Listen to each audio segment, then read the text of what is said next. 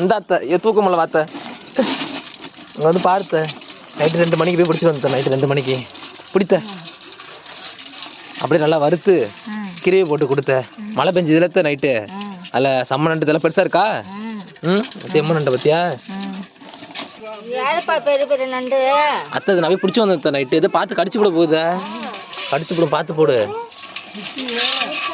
நண்டு நத்தையும் இருக்குத்த கொஞ்சம் தண்ணியில் ஊற வச்சு அப்படி இது பண்ணிடு. கடிச்சு போட போகுது பார்த்து.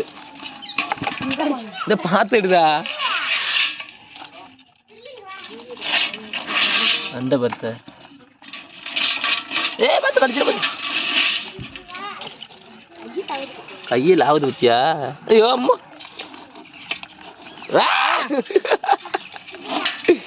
இப்படி பார்த்து பிடி.